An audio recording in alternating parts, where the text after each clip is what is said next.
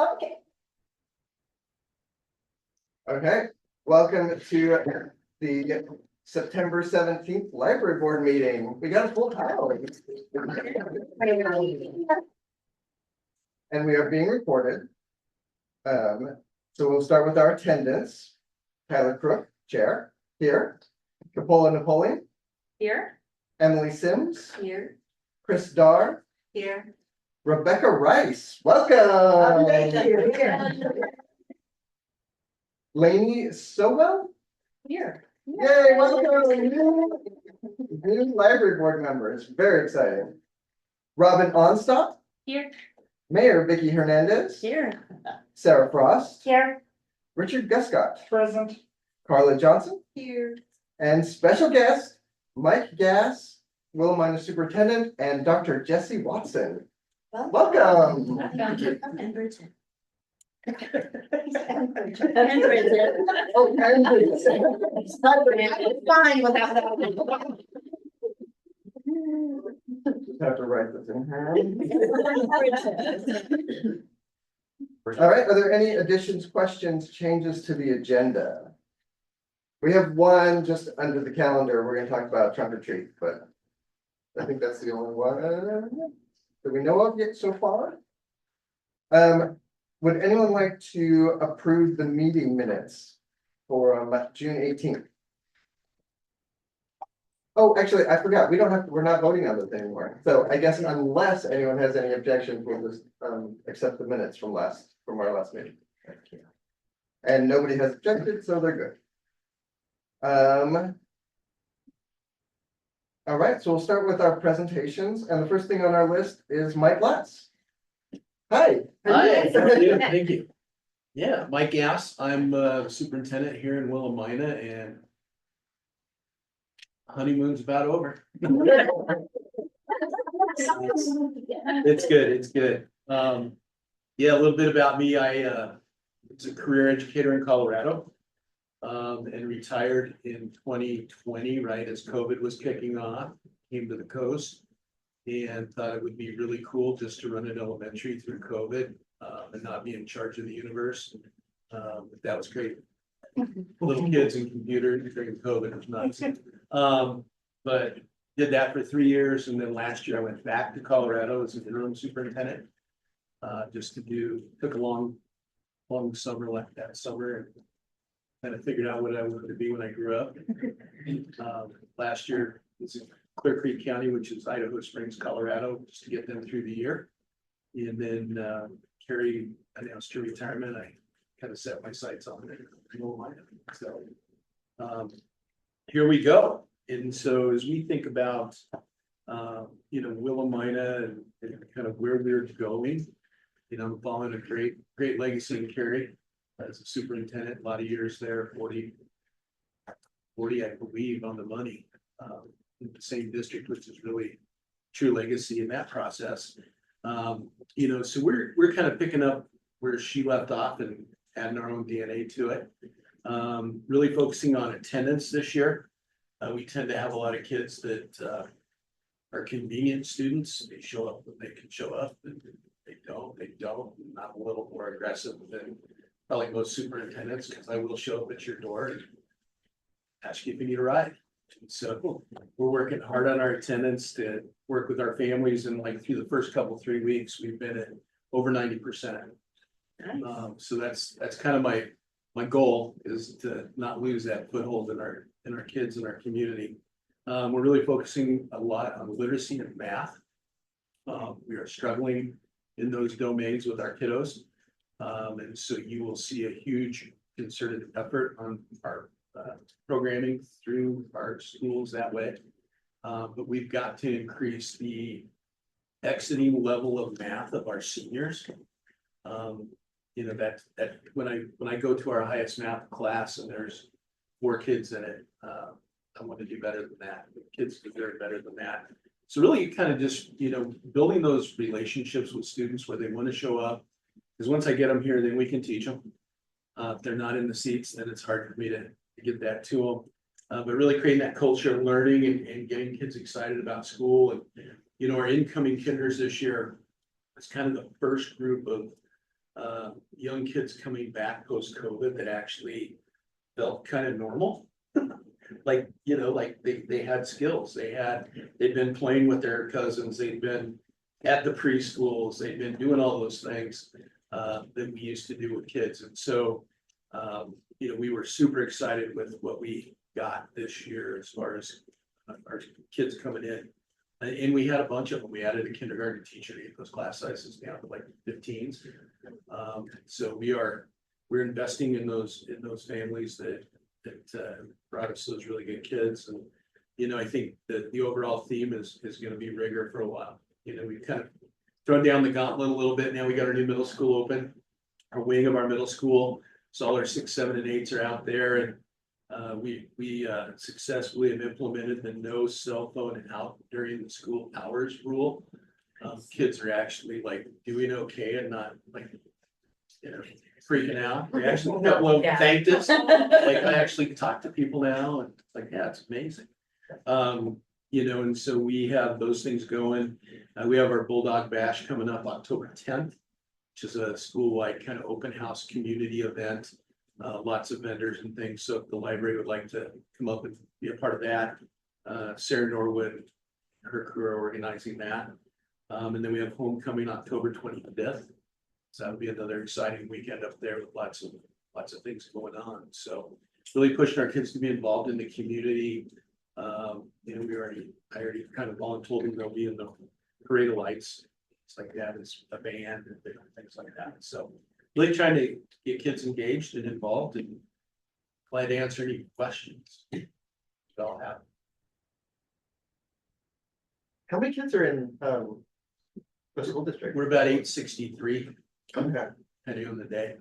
And how many kids in each class do you think, like in each grade level? Usually between 55 and 75. Okay. So most of our class sizes are in the low 20s. Younger grades, I shoot for smaller groups. That's incredible. Yeah, some of our more advanced classes in the high school are smaller. So new math curriculum this year. Do you have math classes for the grandparents who are trying to tell? It's called the aftermath. I was trying to help my 3rd grade friends. I'm like, what is all these dots and number? I had to read it like 5 Well, times. That's did math. Yeah. I think one of the things we will try to do a better job of as we move through the year is hosting some of those kind of parent nights where you come in and ask questions of like, and you know, things you can do with your student. You know, as they're out doing their homework and other things. Well, I'll just add, so one of the reasons I wanted to invite you, of course, as you guys know, our relationship at the library with the school district has been so important over the years. And I've tried to be actively engaged with the school district for the last 7 of those 8 years. And the library board made it so important that they added a voting position to our library board so that we work together fluidly between the libraries, but then also so the library can learn about gaps where we could be serving students best down here when they're not in school, especially during the summer months. And we are hoping, Richard and I, to get back into the schools more like we were before COVID. So it's, we really appreciate you coming down and introducing yourself. Sure. Because this relationship's really. You know, libraries are important in communities. And I think that, you know, between the 2 collections, hopefully we have really good stuff for kids to put their hands on year round. I'm still a big believer in traditional books, particularly for younger kids. And I know ebooks and, you know, digital resources are a big deal, but kids being able to sit and read to somebody is a huge deal. Thanks. Well, thank you so much for joining us. Yeah. I really appreciate it. And thanks for being our superintendent. Some days it means a lot. Never enough things. Okay, now we have another presentation on the teen internships summer program, Yes. 2024. So, thank you both, Willamina and Shapa. So, Sheridan All Prep Academy, I invited tonight too, because as you know, we had 4 summer interns this summer, which was one more than last summer, which last summer was one more than the year before. And I'm pretty sure Carla will not like me if I were to add any more than 4. But I thought it was important as we've progressed and we've gone through the learning process with our teens and our interns to make sure that we're sharing the information that's coming out of that project. And this year we hit the nail on the head. So we had 4 exceptional students. 2 were Willamina High School graduates. 1 was a Sheridan High School graduate and 1 was a Shapa graduate. And they all, so one of the positions were paid from the Oregon State Library through their teen internship grant and was 220 hours. And the Willamina School District was one of the first school districts to apply for the summer learning funds. And when they did that, Carrie Zimbrick reached out to me at the time and asked to collaborate, and they gave us 600 additional hours in their budget. And with that, I hired the 2 Willamina School District interns, the Sheridan intern, who is a Willamina resident, and with the state library funding, I hired our Shapa intern as well. So the only intern who had to do a connected learning project this summer was the one through the state library. However, the program is just so exceptional, and this was our second time doing that grant internship, the internship grant, that I went ahead and applied that same principle to all the interns. And from the moment they started working together, they created their connected learning projects. I've been here since 9, you guys are gonna hear me stutter. So I would love to take a moment to share with you the presentation I asked for them to work on throughout the summer here at the library, so you can see the value and some of what they accomplished. They had a great time. So if you were here at our June library board meeting, you got to see the very beginning bones of this presentation where they introduced themselves, and Amelie attended that meeting. I got those 2, I called Amelie Eleanor and Eleanor Amelie so many times this summer. Felt horrible, and now I'm still doing it. So Eleanor, Ryan, Amelie, and Amanda. What's wonderful about this group of 4 is I have known them all almost the entire 8 years I've been here at the library. They grew up in the library. They've been active users of the library. They've volunteered at the library, and now they're all grown up and they came and they worked at the library. And every year it's always fun to learn how much they feel like the library is much different than they thought it was. So our introductions to our interns was Eleanor, a graduate from Sheridan High School. She'll be attending Chemeketa in the fall, and she is going to study horticulture and music. Both of those are important because they were integrated into their connected learning projects this summer. Side note, Ryan, the comedian, you have to have him, is a graduate from Willamina High School. And Amelie is a graduate of Sheridan All Prep Academy, is attending Eastern Oregon University for ecological biology. She came in to say goodbye yesterday on her way out the door to move to go to school. And Ryan is attending Pacific University. That's just no, Ryan. No, Ryan. Amanda is a graduate from Willamina High School, attending Mount Hood Community College to obtain an associate's degree in English. Amanda is published and is in 2 books here in our library, and she is an incredible writer, and I have some more information about Amanda later on. Side note, also Amanda did work, this was her 2nd summer in our library, so I was able to hire her last summer with some funds that the city approved to go ahead and just hire teens even though I didn't have grant funding. So Amanda got to come back this summer. And then Ryan not only hopes to study football in college, but he left well before the girls did to start his college football career at the beginning of August, and we're super excited for him. and this is Ryan. So I'll bring that up to Ryan. So when they first joined us at the beginning, when they interviewed, I had given them a bunch of resources that they could look up and learn about connected learning projects. So when they all interviewed, one of their questions was to talk about what ideas they had for a connected learning project. And then when they met for the first time, I said, okay, now you guys get to hash this out. Share your ideas. Do you guys all want to individually do a project? Do you want to do a shared project? How do you want to support each other? Because you are now each other's co-workers. And so their ideas, working together with community outreach, incorporating multi-generational interactive library experiences. Their ideas included perler beads, music and instruments, agriculture, crafting, cooking, and more. And this little perler bead project is hanging up on the wall right there and was something that Ryan actually made for us last November. So starting out, here they come. So I asked them after about couple of weeks, 2 weeks, I think it was. June 24th, they've been on site. They've gone through their training plans. They've learned about the different areas of library services, what's working well and what are they still working on. So right out the gate, the interns worked very well together.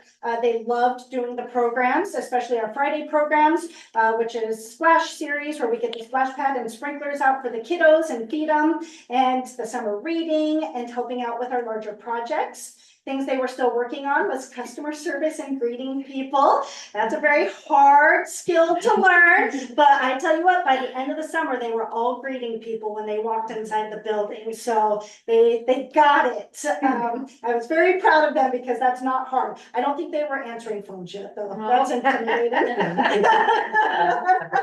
Yes.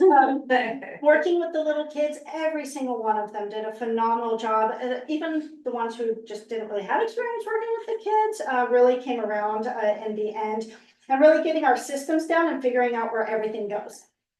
So what they've learned about our library, they learned about patron confidentiality. They learned about our growing Hispanic collection, and what and where all the genres in our library go.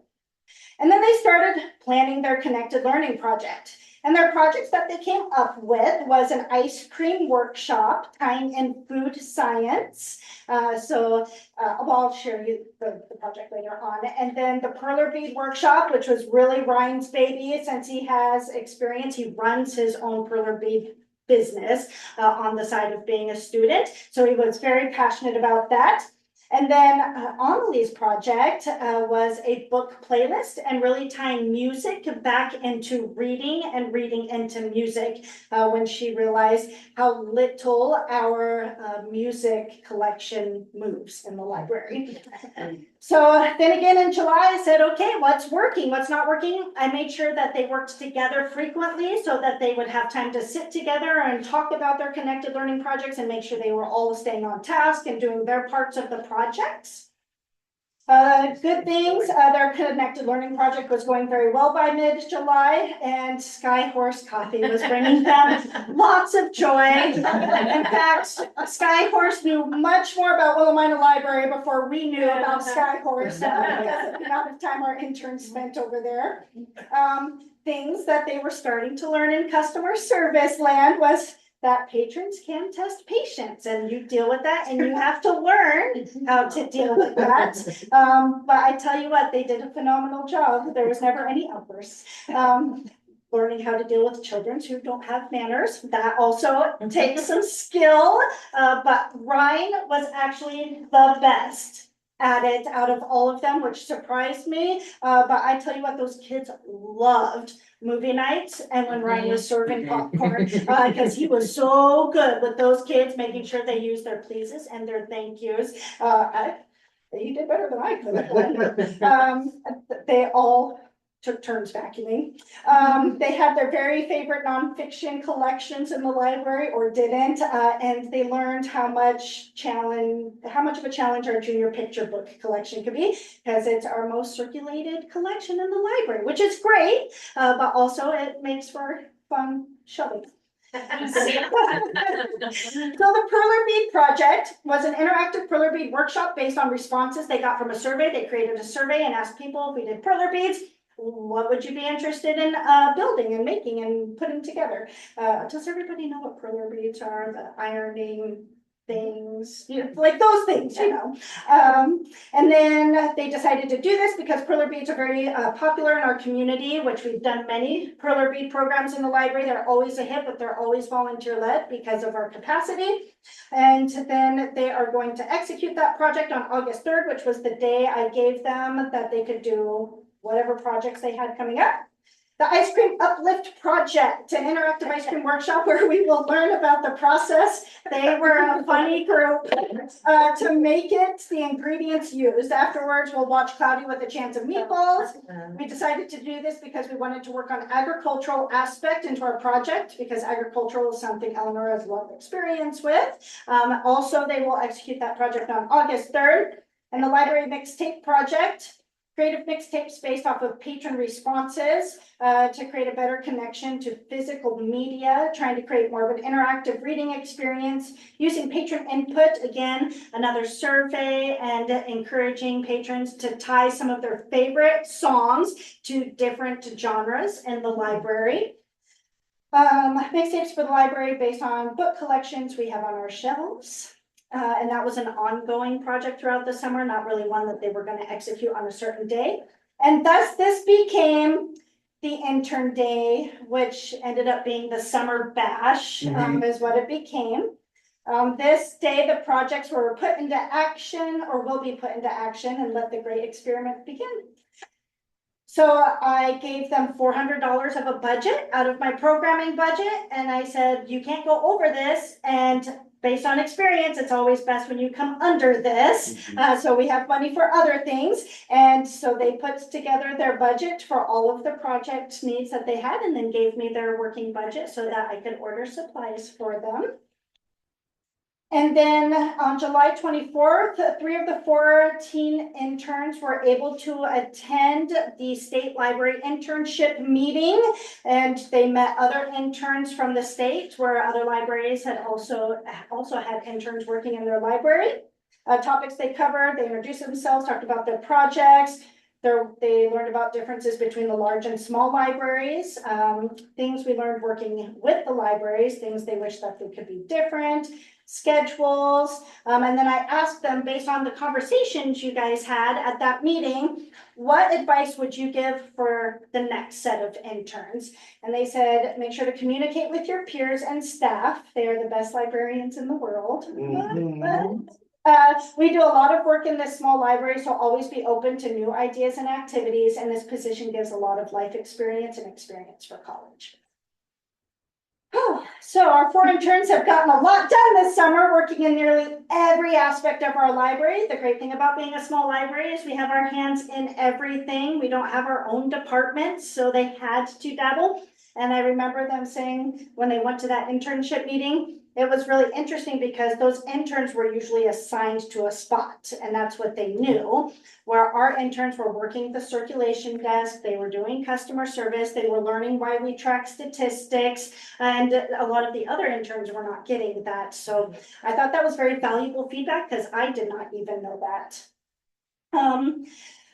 Most importantly, though, the feedback I kept getting from the interns is, so the first year we had an intern, I was fortunate enough to get a little bit more funding that I could hire a second person. So we had 2. And then last year we had 3. They were not interns. They were just library assistants. And we'll just stick to the internships from now on, I think. And this year was 4. And I said, so would you want it to be a group effort, or is there value in having just one? What works better so that I can plan for future summer opportunities? And they said working with 4 interns has given us support for our projects, made it easier to learn, given us people to bounce ideas off of, given us coworkers to build relationships with, and helped us build confidence for the real world. And I thought that was very valuable feedback. They had their big day, the Intern Day Summer Bash. Their Connected Learning projects were held on August 3rd, and they had their perler bead project and their ice cream and a movie project. What went well, I asked them after the program, like, what would they do differently? We were hands-on. This was their projects. We were there to support, and give them the space that they needed and give them the advice we could offer, but ultimately they executed. And trust me, program planning is a chore. It's not something you can just whip out of a bucket. So I asked them what went well or what could you have done differently? And that's what this slide is about. I will say, with all the years of experience that I have programming at this library, they executed it very well. They having no experience programming before and working with crowds before in that nature, I would say things went off without a hitch, and I was very proud of them. Yes, you were there that day too. I mean, they were very professional. They were very engaging with the kids, and yeah, I couldn't have put on that program, but they're a lot younger and would have more energy. So, and so this is some of the pictures from their perler bead project, and then when they were doing the slideshow about agriculture and about all the different ingredients with the kiddos down here on the big screen. More photos of them. And then Amelie's project wrapped up. So she learned a lot. And so her project shifted by the end of the summer from doing mixtapes to creating or not creating, we had it, but uplifting our Spotify account, I guess you could say. And now the library Spotify account has genres and music lists associated with our book genres for the library that people can listen to. And then we'll actually keep that program going forward and continue adding to it. The Willamette Library Citywide Legacy. Our library is a safe space for community members. It's a place where people come to rest and be with friends, deal with personal tasks as well as academic and work-related ones. I know that the people in this community are very grateful for many services we provide from Amanda. Working for the library means analyzing and anticipating the needs of our community before they ask. Constantly balancing being a resource and a friend to our patrons. Our library is a space where someone is putting effort in you, putting you first, from Eleanor. And the library is a place for community members to check out books and movies and get what they can out of other places in the community, such as food, a cool place to hang out, and support from Amelie. And then they gave us a list of suggestions to constantly improve the space, because that's how we've grown over the years. They're not my ideas, they're everybody else's ideas, and they were in it, and they were able to give us some areas of opportunity and growth for our own space. And then their final thoughts, they did exit interview surveys for me, and so I think I got most of their final thoughts in those, so they didn't have much to offer here. So that trademarked the Willamette interns, their favorite quote this summer: small people think in small boxes.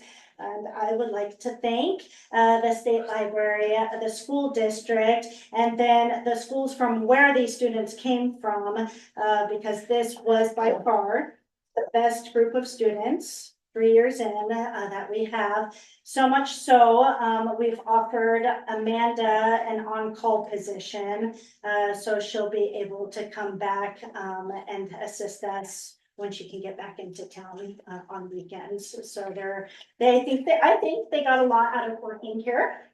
Does anybody have any questions about our internship project and how it went this summer? What's with Obama? That became their figure. I don't know why.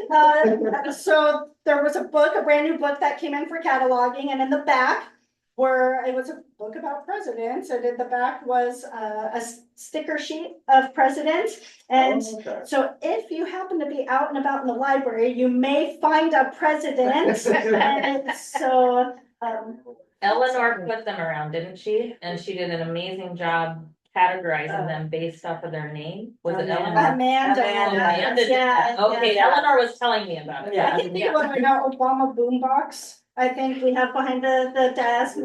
So we have that. Has It's Jimmy Carter gone out yet? I think so. Oh, no, not yet, because we were gonna name one of our book carts after Jimmy Jimmy Carter, Carter. So they definitely left their mark on our library. I miss them actually already because they had such great things. You gonna try to do it again next year? We will see. So this was the second time that I received the grant from the state library, and it's starting to get more and more competitive. So we'll just kind of see. And then the summer learning funds was this year. So as I just continue, I hope to build relationships with the school districts and with our other community partners. And when I show the value in this program to city council and our governing body who makes budget decisions, I hope that somewhere along the way, we're able to find funding to at least do two next summer, because it's offering these opportunities to our local kiddos. I think most of you probably know there's not a lot of opportunities here in the area, and they learn so much from the public service aspect of it. I love some of their feedback about how we're just, yes, books, but this is a much bigger space to so many other people. And I think that was probably one of their biggest learnings over the summer. So, and they all walked away with valuable skill sets that they can use in other employment and in their classrooms, working on projects with their peers. So hopefully, I want to say hopefully, but this year I didn't think I was going to do any. And then the state internship grant became available, and I was like, well, I'll apply for it. And then Carrie out of the blue was, hey, want to partner on this? And I'm like, I went from 0 to 4 really fast. So I'm sure that's how it'll happen next year too. That's awesome. Yeah, so excited. Thanks for letting me share, and I'm glad, thank you for those who got a chance to come and be art interns. They were good for the kids. All right. The next thing is a little bit more emotional. We get to dedicate the circulation desk to Jeff Johnson, who built the circulation desk. Yes, so I promised Carla I will keep this short and sweet. And for all of our sakes, because I don't have enough tissue boxes to support this many people, I will keep this short and sweet. So this was supposed to be done actually well before my time, and I had forgotten that, but I did inherit this dedication. And I remember when Carla came to work for me, she got me the information so that I could get to it. And here we are. I've worked here now for over 8 years. And I never got around to it. And Carla, we all know, or don't, but most of us know, lost Jeff last year in January. And Jeff is embedded in this library. He was here doing so much work, helped with remodels. But how we see him every day, stop it, you two, is he built the circulation desk for us. So we've had this plaque made up, which we will attach to the library desk. And it says, this circulation desk was built by and is dedicated in memory of Jeff Johnson. Sorry. You gotta read the quote, please. Children should be surrounded by things that make them feel good about themselves and about their town. Thank you.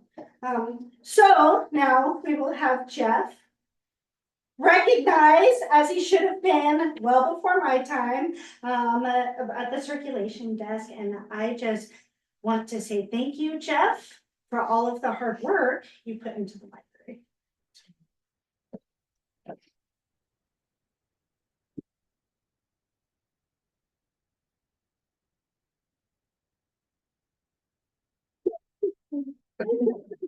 We built that fabulous Yeah. entry area.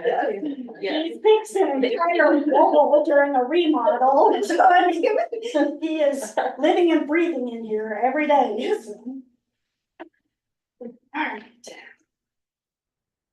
Okay, and now we can move on to reports. Library director That's me. reports. You want to take a minute? Hear me talk so much.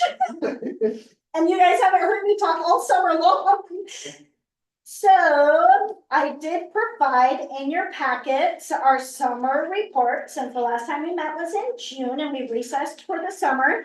So you do have June, July, and August reports along with our statistics for summer 2024.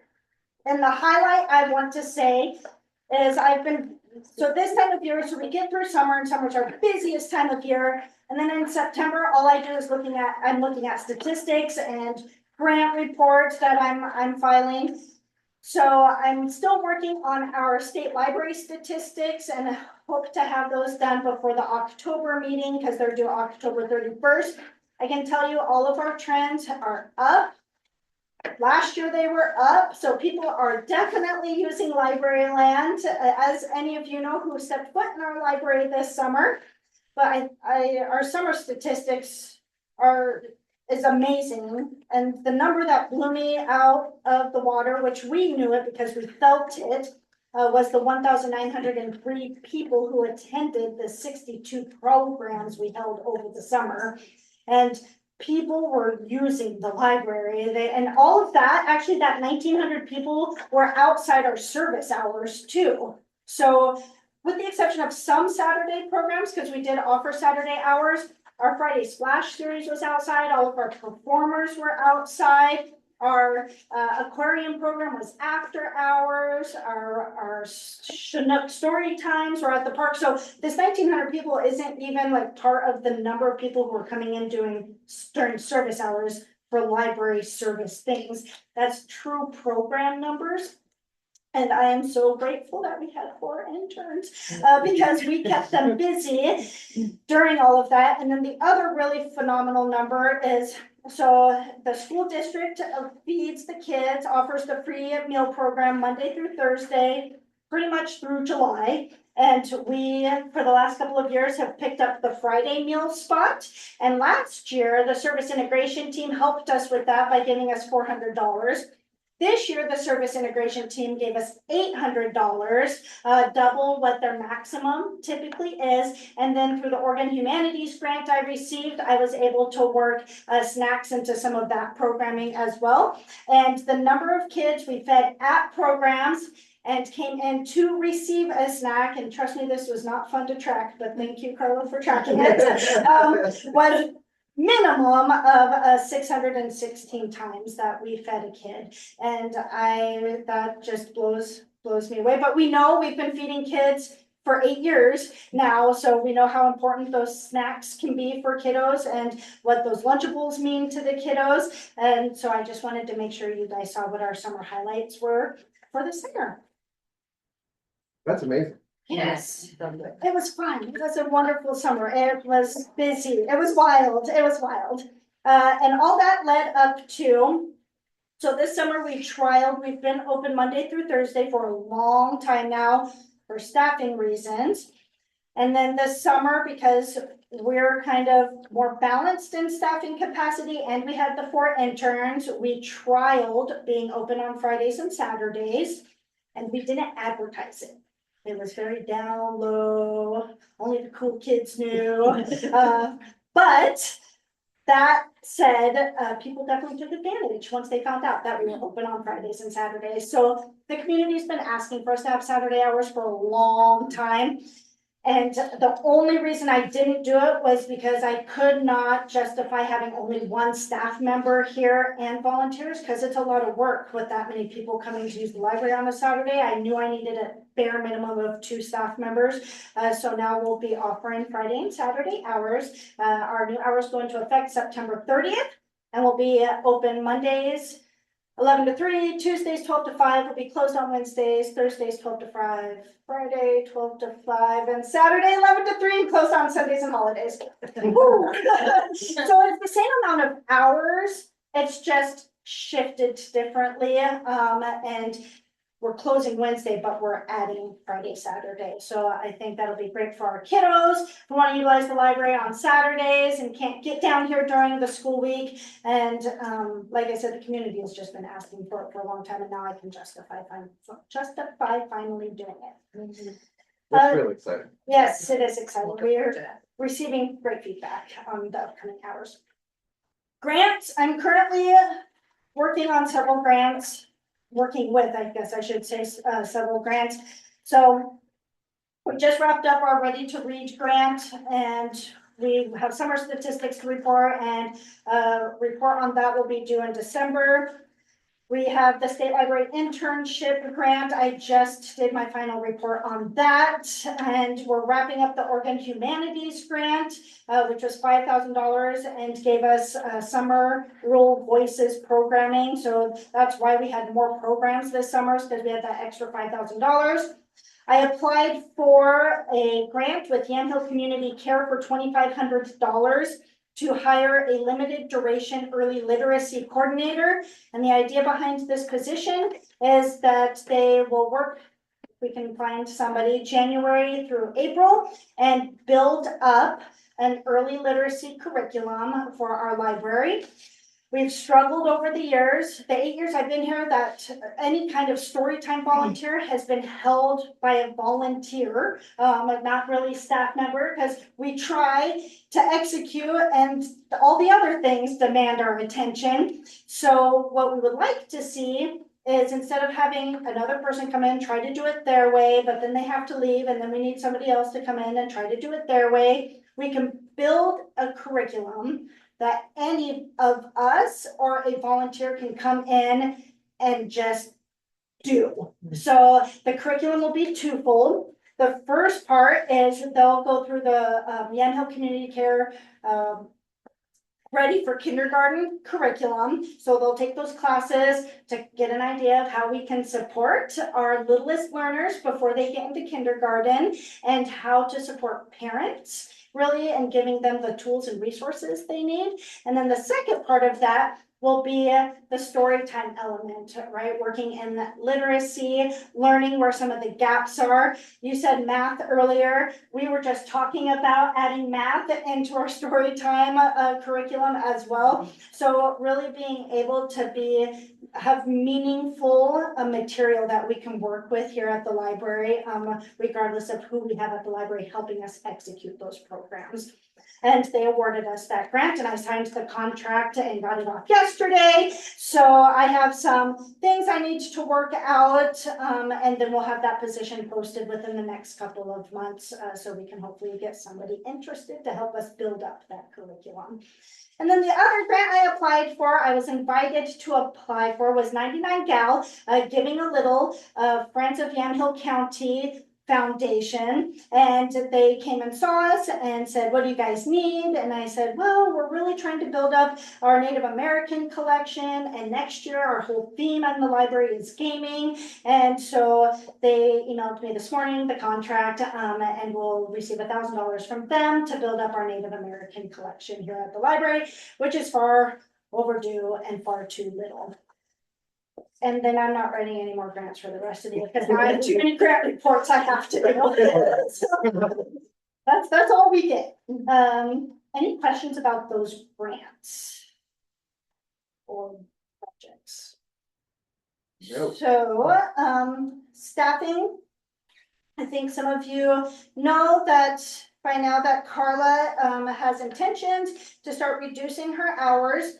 And that will take place starting in October. And when I wrote my budget proposal to the city at the beginning of this calendar year, it was with the idea that I could start, not that I want to, reducing Carla so that we can pool some money, so that we can hire a replacement for Carla, but they can work at the same time as Carla for several months to train side by side with her, because I can't afford to lose this institutional knowledge that has been with me for 500 years, and not have her put it into somebody else's brain. So she'll do that, and sometime over the next couple of months, I will finally make a decision on what staffing plan I want to go with hiring, what that next person looks like, so that with any luck, they could start in January and train side by side with Carla for the remainder going into summer. So we'll see what that looks like. So that's where we are with staffing, but that will make sure, luckily, gratefully, the city inflated our staffing budget, knowing that we're going to be all over the place. We won't be consistent at all in this fiscal year, so that I can come in well under budget and we can stabilize it all back out next fiscal year. I'm working on the annual state report. we start our new programming schedule in October. We always take September off to come off of summer programming. Kids are trying to get back into school and figure out their lives anyways. We're all tired. And then so in October, we'll kick off a new round of programming along with our new staffing hours. We are currently doing a food drive, which I think, did I put that in your guys? I think I put it in your emails. So if you guys remember last fall, we opened up our community pantry. And so we tore out the door and we rearranged some stuff because our pantry used to be out here and we couldn't keep up with it and too many people needed to access it. So we moved it to the kitchen and we added a fridge. And I've been reporting those statistics on a monthly basis. So this September, which is Hunger Action Month, we're actually doing a food drive, a Fill the Pantry drive. We've already received food donations and the Chamber of Commerce donated $500 to our food drive. The Friends of the Library is taking financial donations. We're taking in-person kind donations from our amazing community members to help make sure we keep snacks out for the kids and that we can give some food options to our community members who come in who need it when the food pantry is not open, which is only on Wednesdays 4 to 6, plus whatever's in their outdoor space. So that is going on. I have so many things, you guys think I'm done, but no, I am not. I am not. You guys all have your banned books pins. So September, we do recognize Banned Books Week. Carla puts together a very nice display, which is in the aisleway of some of our, not our, where's wood, challenged books. And then she's got information up front if you would like to know more. But every fall, we like to bring attention to books that are being challenged in communities and school libraries, public libraries, and Oregon is not immune to challenged books, as some of our very own school districts in Oregon and public libraries have received several challenges over the years.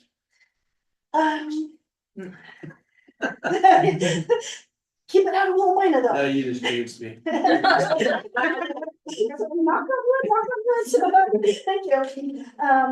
As you guys all know, with the Oregon Community Foundation grant, we did purchase the Chromebooks. So we've got 10 Chromebooks available to do programming with in the library, but they arrived right before summertime. And I said, yep, not doing anything with these right away. So now we're coming off of summer, I have to learn how to manage those Chromebooks. I ain't got a clue. So if any of you are experts in the field, please let me know. And then we are going to start talking about doing maybe some coding clubs, some other in-programming stuff that we can do with the Chromebooks. And then so many of our local students are utilizing Chromebooks, and that is what they're familiar with. It'll be nice to be able to offer that as an option to work on site with those as well. They won't be intended for checkouts. It'll be in library use only because we ain't got money to replace them. So we'll keep a sharp eye on those, but we definitely want to be able to serve that tech need. And it allows for some of our patrons, if the need is there and they can't access our public use computers, they can go and they can sit down and work somewhere else. Just because we don't have a computer available, I dislike when I have to say you'll have to wait for a computer, so that opens up some more options as well. And they do have cameras on them. So one of the needs in our community is telehealth, telework. People need interviews. That's all done online now. They apply for their jobs. So it opens up some more opportunities for people to have access to some of those meeting needs that maybe they can't get inside of the community. That's Chromebook update. So I promise it's coming. This last Saturday, I worked with a representative from the LDS church before summer started. Got her connected with our code enforcement and Sheridan's code enforcement. And all that resulted in a West Valley Day of Service this last Saturday, where members of the LDS community from all over, Monmouth, Independence, Salem, Willamina, all came into the community and did a bunch of community service work in Willamina, Sheridan, and I don't know how I had them all in here. We had 25 volunteers in the library Saturday. They worked for 2 hours. And this place was sparkling clean when they left. Plus, I got many projects done. So 50 hours within 2 hours is not too shabby. But I know they made huge impacts, helping to clean up community members, properties who struggle, even from my days doing code enforcement many, many years ago. People struggle, like it's really challenging sometimes depending on, health or age or life, to really execute, even though you want to and you have good intentions to. And sometimes, you hope your neighbors can help, but this was a true picture of neighbors helping, and they were able to clean up some pretty amazing properties. And thank you, Bridget, for participating in that day too. So, I'm due for my 8-year review. August 1st. Don't tell my boss. So she's currently accepting any feedback. So if any of you have anything kind or unkind you would like to say about me, please feel free to direct that to her email, and I would be glad to give it to you.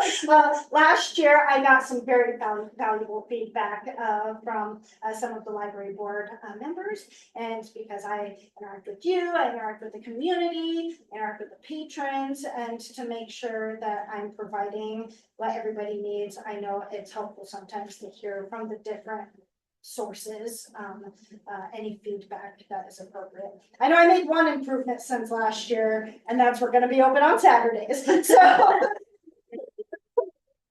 and then this is important. So you all have in front of you, what's your vision for Willamina? So many, many moons ago, when I was also the interim city manager, I started working with rural development initiatives, and they came to the community, toured the community.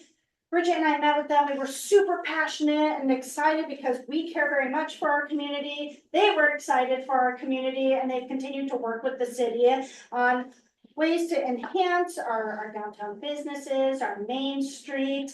And so they've started a focus group, and now that's led to this visioning process. And this is a community event being held on Tuesday, October 1st.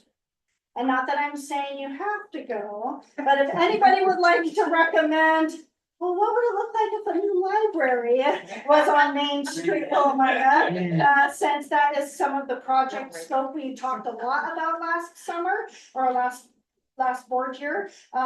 This could be a good way for us to. I don't know if I'm attending yet because I have another commitment that I'm trying to see if they want to reschedule, but we'll see what happens, so that I could attend, but this might be a good opportunity to get library advocacy on the table.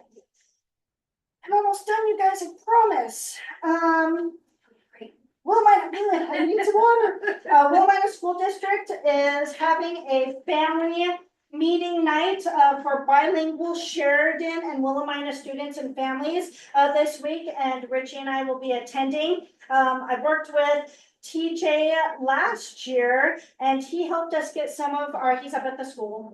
I know I say TJ like we all know him. And he helped get some of our documents translated into Spanish. So our library card application is now in Spanish, which is amazing. So we're going to attend this event and try to make sure our Hispanic community knows they're represented here in the library as well. We're trying to work on that here. And then also Bulldog Bash, as stated, is happening. The city will be attending, and then I emailed Sarah Norwood earlier today after getting out of another board meeting I was supposed to be at, and we'll be attending that with a table and lots of good information for our families.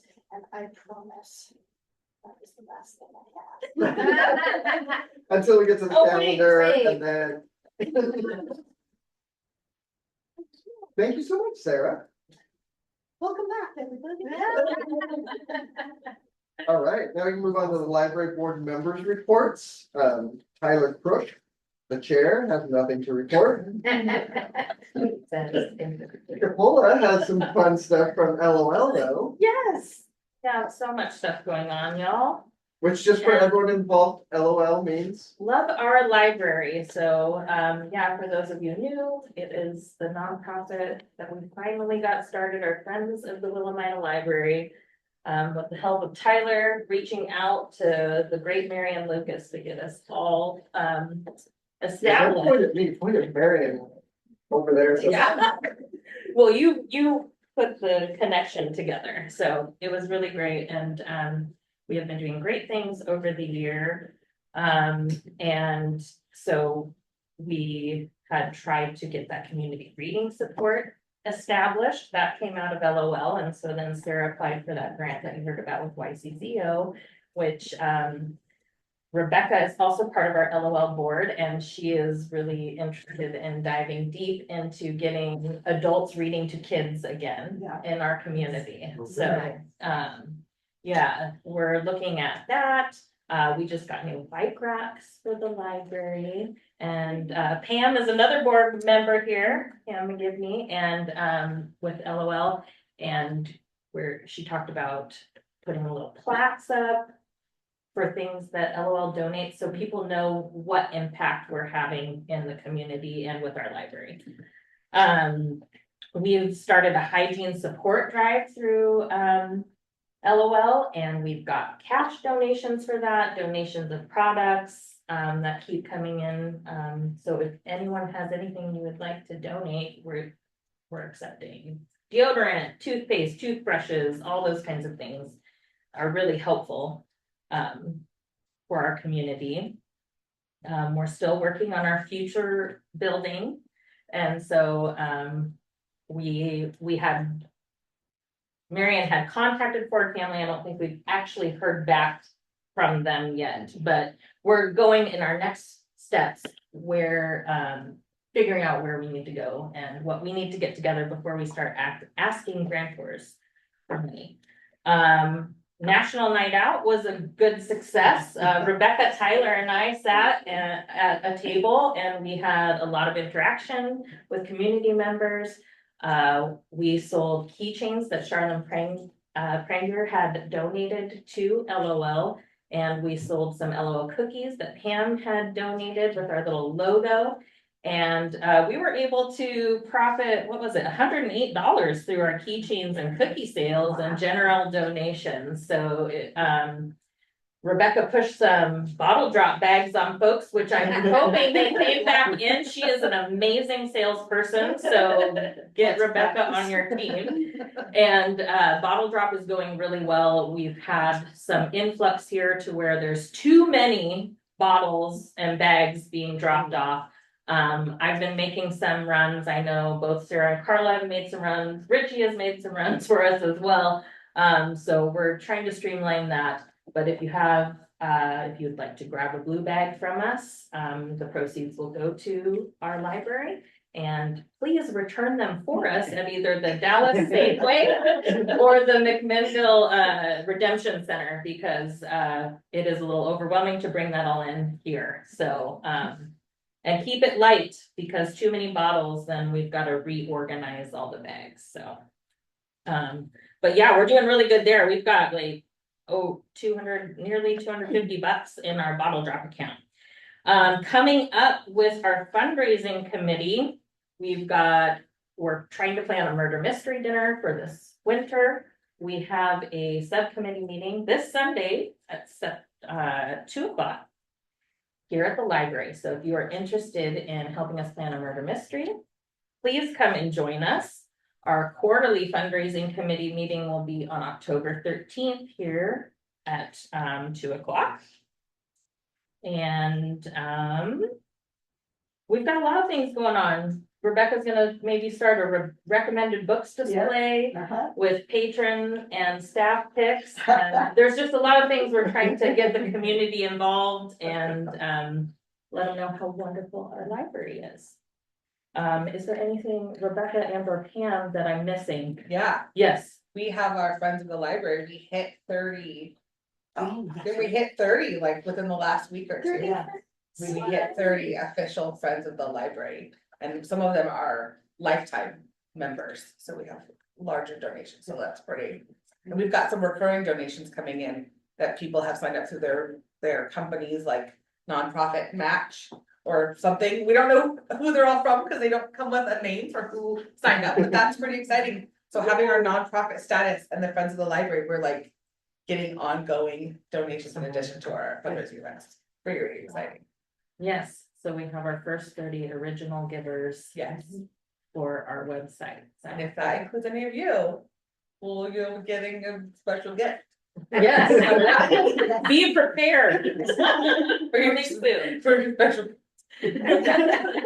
That's so rad, cause that did like, none of this existed a year ago. No, And this is so like a good, like, foundation and building the infrastructure to like. Get everything going, it's so exciting, guys, so neat. And that's all I have for you unless anyone has any questions.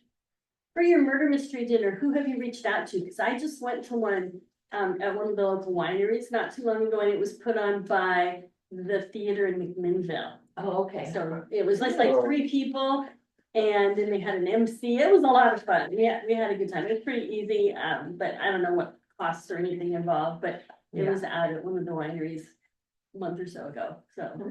Well, I've looked into some companies online, so we were looking at an interactive experience. So those who do attend are actually a character Oh, fun. within the murder mystery games. Those two, that was fun. Yeah, and so, once we get buy-in and get tickets sold, we're hoping to then give them a character sheet in advance that then they can Yeah. study.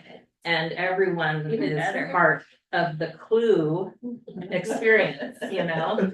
So, we're not looking to hire right now unless we change our minds, but we're Right. not looking to hire anyone at this How point. fun. Yeah. Oh, Clue I'll have movie. to check them. Yeah, and we, Yeah, right, that's Let me get back to you, let me check the Right. movie license and see. and we have the connection through Chris with the Willamina murder quilt, so we talked about Neat. displaying the replica here as well, so. For the murder mystery.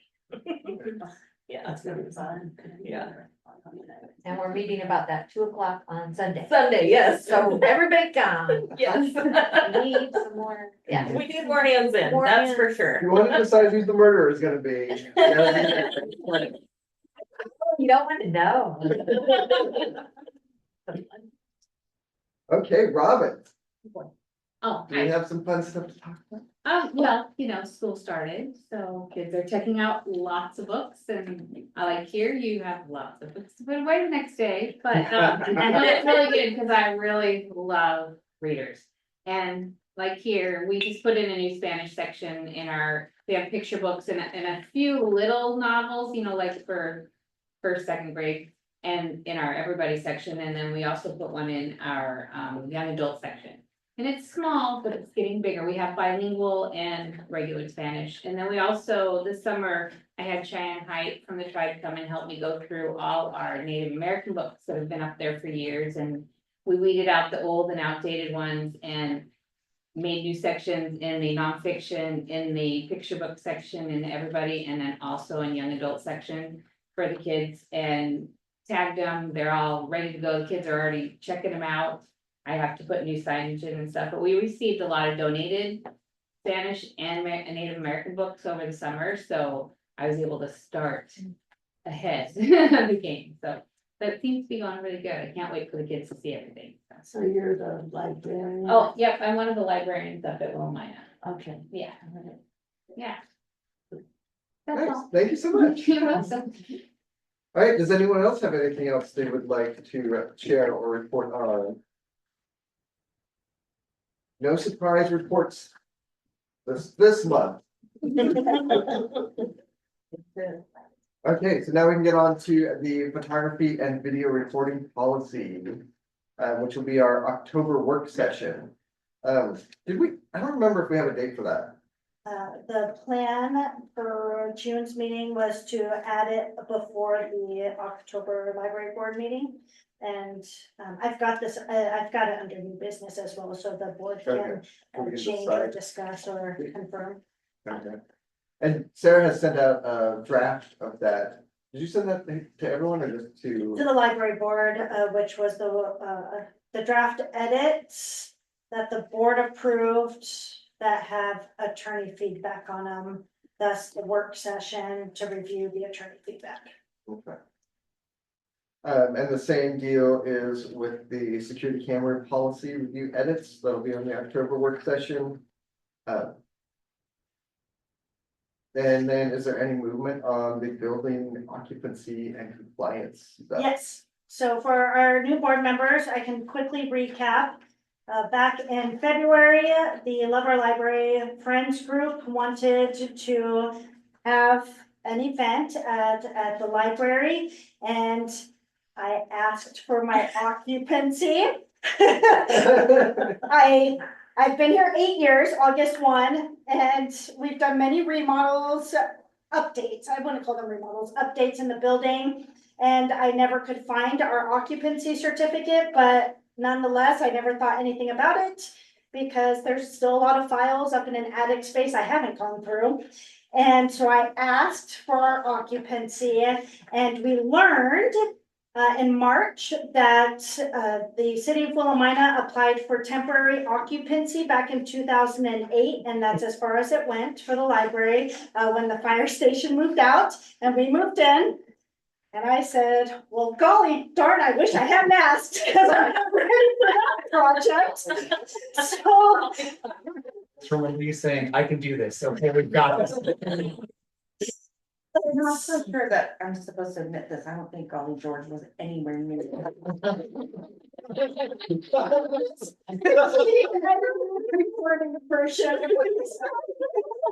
So we were just going right into summertime, so we were very grateful because the fire marshal and our local fire marshal from the tribe and the building official from Yamhill County came and met with me and Tyler and Bridget and our planning team and mayor at the time to talk about what does that mean and what does that process look like, because we've been here for a long time.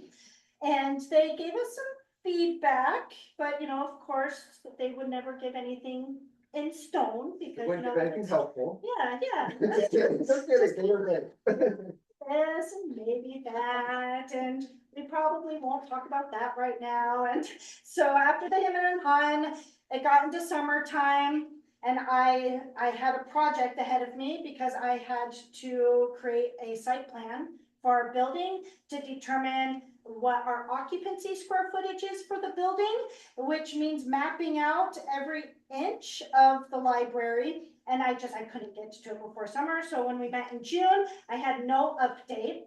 In August, we wrapped up the last of our programs, and literally the next few days, I made our site plan drawing and gave our planning department, I met with them and completed the city of Willamina application and submitted the drawings for the library. And then last week, our paperwork has now made its way to Yamhill County for a building occupancy and structural permit. And now we wait. So that is the update. Do they have any kind of Wow. ETA or like a time scale? Are we talking days, weeks? So when we met with them, I can vaguely recall them saying it was before summer and they were looking like more than that 30 to 60 day, but then they get busier and then it's like 60 to 90 days. But I'm going back into the fall, but I don't want to ask because for my sanity, I think it would almost be better for me to not know than to constantly like, they're coming. So I don't think I want to know. So if you find out, please don't tell me. I can let you know that fire marshal's busy fighting fires right now, so. Great. So it's fine. So we still do have our temporary occupancy thanks to the fire marshal in the city, capped out, what do we say, 49, see, you guys know better than I do. And luckily we went into summer and most of our programming was held outside. We never came close to that inside, but we do have some special events and programs we want to plan for the library. So we do need to now tackle that project, and that's where we at. I appreciate the city. They picked up the tab for the permit cost, which was $1,100, and then we'll get the feedback back from the building official and fire marshal, which will let us know what our next financial steps look like, which will open up a lot of other conversations because we're no longer in 2008, and I'm pretty sure I can't sweet talk them into grandfathering us in. So that's where we're at. Awesome. I don't know. Do I want to know? Do I ask? The chair, or do I ask you? Who do I ask? We're kind of casual around here. And just to share a little bit of information, we have other businesses within the city of Willamina who have experienced this very similar thing, or they're applying for a business and they've had to West Valley Community Campus, not to bring that up, but, there have been some processes along the way that we've had to modify or adjust or amend or, be flexible with, but the precedent has been set that if this type of situation comes, as long as the agency or the community member that is applying for the change or the zone change or the variance that it needs, as long as they can continue to communicate with the city and the county, we can allow them to still stay in business, because a lot of these, I think we have five different businesses that we're working with that, oops, we kind of found out this kind of information, so when it came to the library, and we said, what is gonna happen? I said, well, thankfully, the city has already set a precedent that we can allow the library to still be in place as long as the library continues to communicate with the county and the city. So we are just holding ourselves accountable, just like we are all other community members. So we're responsible. Yeah, thank you very much for that. It seems like there was a time a couple decades ago when Willamina was a little bit on the Wild West side of things. But to transition to the new business, we're entering our binder era. Yes. For our library board and our new library board members, and I apologize for those who did not receive a beautiful library board binder. For those of you who were here last September, you remember Crystal Stevens attended those meetings. She's our deputy city recorder.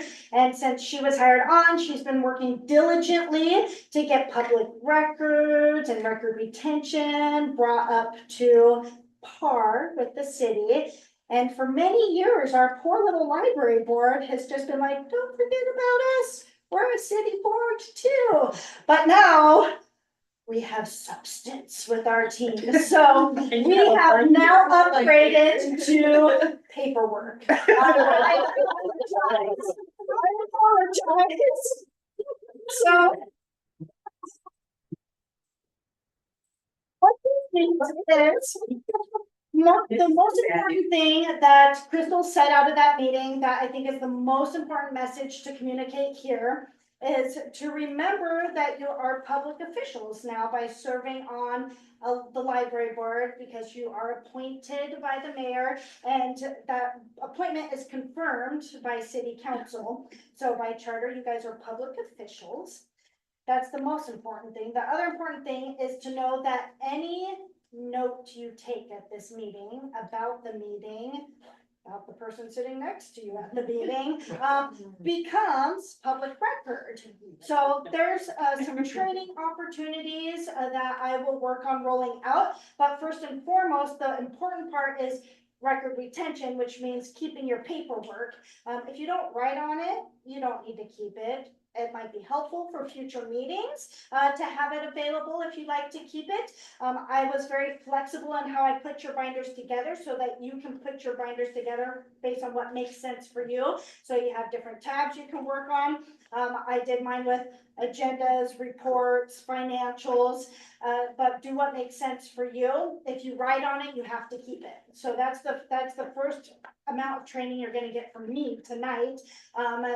To say that you guys have to keep your binders. So, and make sure to try to bring your binders, but if you don't bring your binders, just know you're going home with paperwork to put in your binders. Okay. And we'll do a good job of making sure they are hole punched for you.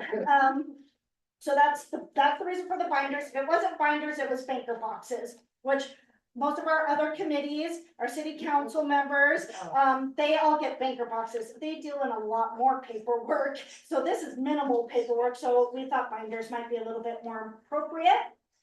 So binders, record retention, you are public officials.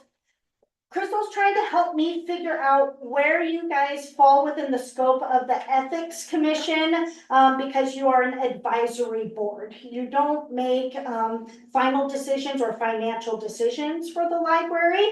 And most of the things she is dealing with, are board members who have some sort of financial impact, or are the governing body. So she's trying to get some questions answered for me. But in the interim, I will be attending, there's been some updates to public meeting law.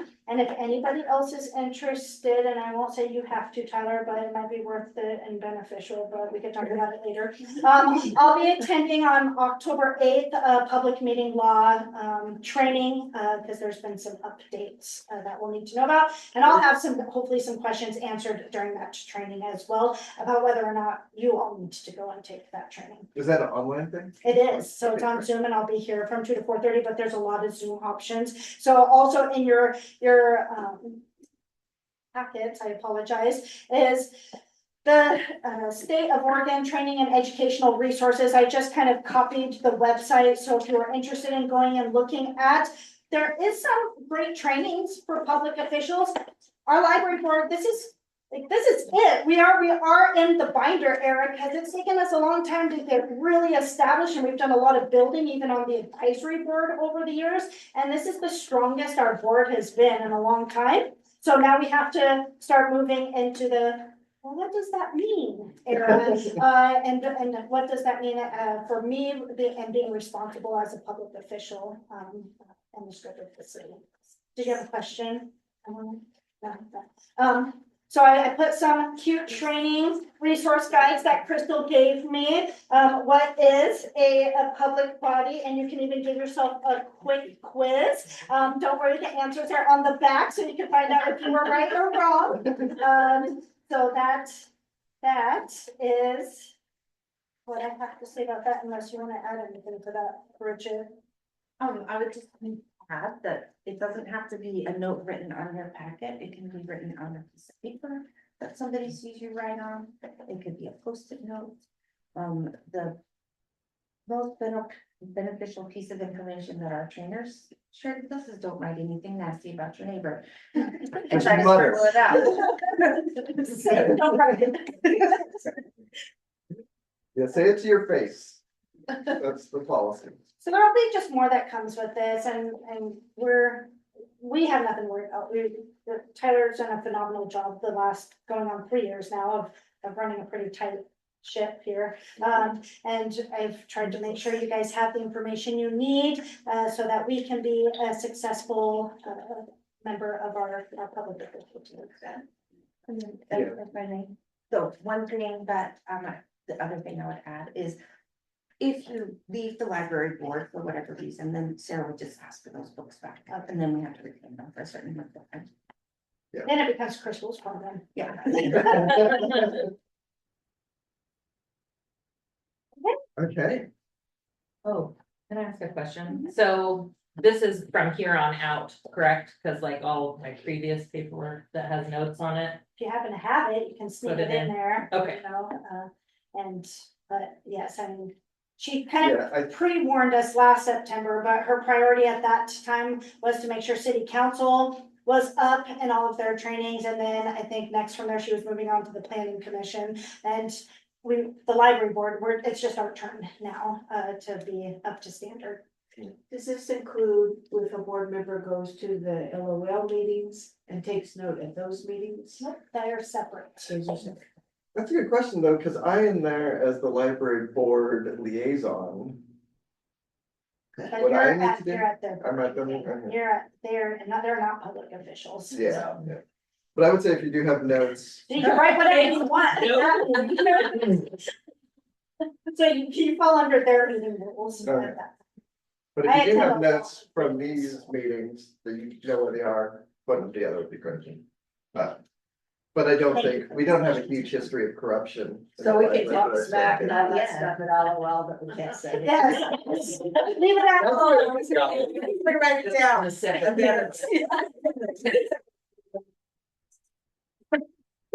The LOL meetings are where we turn off the cameras. We do have a lot of fun. So we're all gonna start going to that. meeting. Really, I would recommend it. Yeah. They're fun. All right, so we can move on to, October policy work sessions. So we wanted to get that scheduled before the October meeting, which is October.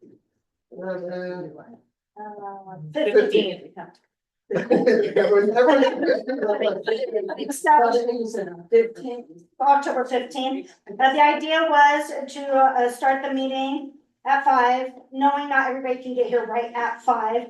But the first part of the meeting would be work session, where we could talk out loud amongst the board about the feedback that the attorney provided, see if we want to make any changes to the policy work before I take it to the city council for final approval. I've gotten the okay from the city to make sure, since typically in the past, if there's some sort of work session and then meeting right after, and it makes for a longer night and it's during dinner time, to provide a meal. So I've gotten the okay to do that as well. And if we decide we want to do it on that night, I can work with 1 or 2 of you maybe to kind of figure out what that would look like, since I do have a budget to stay within. But yeah, so we would chat about it, and then from there, then we can start the meeting. And then at that time, if we want to make decisions about those policies, so no decisions can be made about the policies in the work session, then the policies would go to the regular agenda, where decisions could be made about the work that came out of the work session, which at that time we would look to see, do we need to continue working on those policies, or do we say, Sarah, take it to city council, and then I go for it. So this is an addition to the Tuesday 17th? Is there something on the 17th? The 15th or? Yeah, it's all on the same day. Mhm. So So it's there's just, nothing for the library on the 17th? No, No, that's a no. Thursday. Oh, wait. Never mind. Wrong. Yes. So I just need to know what the board would like to do for a work session. So that's your scope. yeah, so how many people do we want to have at that work session? Do we want to keep it small, or do we want to try to get everybody there, do you think? It seems smaller, like 3 people, like 3 board members, is that? What, does anybody have any thoughts on this? I'm saying 3 people. Yeah, do we have any volunteers? I'll volunteer to be on there. I can try to be there. It's like, This is- today was like 5 to 5. Chris? I'll be out of town, Okay, but I thought I'll read through the policies and leave notes. Okay, great. thank you. So Chris would leave. And I Rebecca? could be there, I just, so this is the policy work session. Yeah, Okay. Yeah, I should be there. Okay. That's the 15th at 5 p.m. Yeah. Okay. Can I ask a question? yes. Please, why wouldn't you want all of your board at that meeting, since you're all discussing the policy for the whole thing? I'm just asking, because I know when we do work sessions, like for the council and all that, we all are there because we all want the input, and we all want to know what's happening. Mhm. We all want to be able to hear, share, I don't know, I'm just curious, because I don't know, I'm just Um, asking. I think the reason why is because I didn't know how to do it, so that's why I'm saying. Okay, like, no.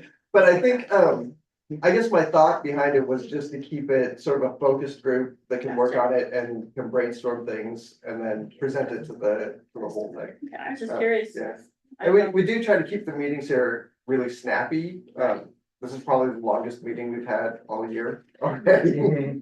So yeah, it's just to sort of keep people's time and energy. I was just curious. Is there a date that these policies are? The approval of these policies is due by a certain. No. date? No, they're just policies we haven't had them or we need to have. So we're working, when I started, there were no policies. So we're slowly making improvements over the years. So now we're trying to add more policies because we love following rules. So, so can I work with you, Okay. Tyler, then to figure out the meal stuff and all that?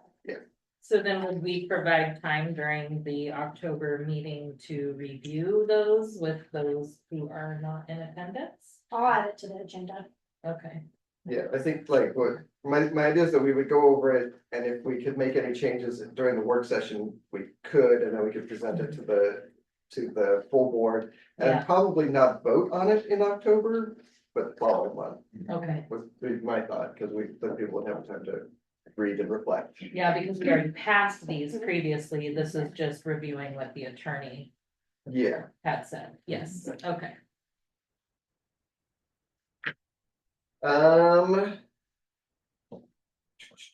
future business. Look at all those future policies to look at after Yeah. these two are done. Policy areas. You wanna tell us about those? So with the Chromebooks, we knew we did already need a computer use, internet use, and Wi-Fi use policy. And with the Chromebooks, we want to make sure we establish that policy sooner than later, so I recommended last year to the board that that be the next policy we review. Code of conduct, we do have a children's code of conduct, policy that has been established.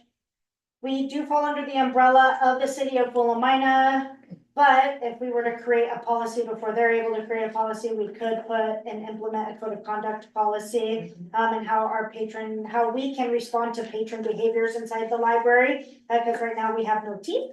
And then the collection development policy, as we've talked about before, we have one, it just needs to be updated based on feedback that's been given to us from conferences. So A, our patrons can read it and understand it, and then B, should there be an issue or a challenge, we have a means for going through that process. There was a group that started to talk about that policy, but we just, I think, have to come back and revisit it again. And luckily we have it. So we have something that says why we choose what we choose, why we read what we read. It basically says we have very little money, we have to do the best we can with that money, and here's where we put our primary focus is basically the nuts and bolts of that policy. But if you have a problem with any material, here's a piece of paper to fill out and get back to us. So that's the nuts and bolts of that policy, but it is due for an update, especially with the number of challenges that have happened over the course of the last 3 or 4 years. It might be helpful to look at our policies around acceptable use, particularly if your Chromebooks are gonna be used by kids, that way they're aligned. Love Yeah. that. You might talk to Richard Booker up at the school too, because he's a tech guy and they have to sign things, and he also puts like stops domains from them getting into and We stuff. have some pretty good firewall Yeah. filtering. And you may ask him if he's got a couple high school kids that can help you set up and manage. And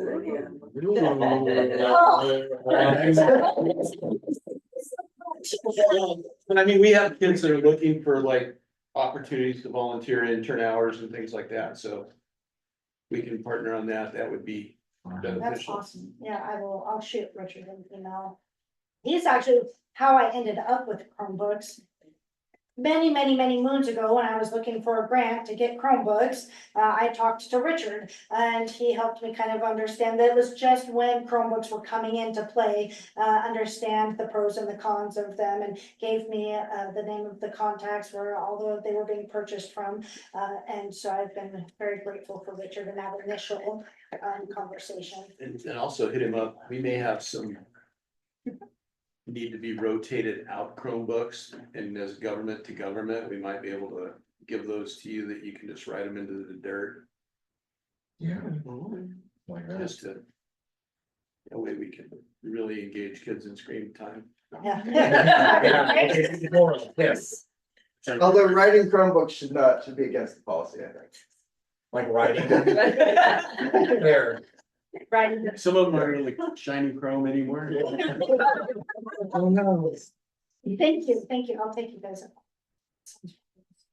Easy to volunteer other people. Yeah. Always. It's a superintendent statement. I heard that on Saturday from the Dallas superintendent. We volunteer anybody all the time. You're my librarian. Not yet. All right. So we can move on to public input if there is any. We actually have some public here today, which is pretty exciting.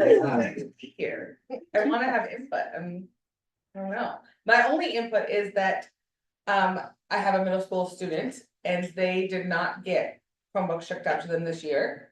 And my son is fortunate, he has a Chromebook at home, but students that don't have a Chromebook at home. May need to know that they can come and use a Chromebook at the library, and I've always wished that there was some kind of like coordinated homework help. available at the library. And I think I've talked to Sarah about that in the past, but that would be really nice if that could. Something happening from the school or like high school students tutoring or something that's coordinated efforts to get. Well, if the Chromebooks get up to speed here, we can always put something out on Parent Square too. Right. That says these are the hours and then. Mhm. Yeah, that would be great. I think any That's our collaboration. between- parent communication system that Okay. parents subscribe to. Yeah. I think any collaboration between the library and the school district is always. We try not to good for be kids. a public service announcement for every entity, but Right. there's. Because otherwise parents just log out and they won't subscribe to it, then Right. we lose our connectivity. Yeah, yeah. That's it. That's awesome, thank you very much. All right, Do you have input? what?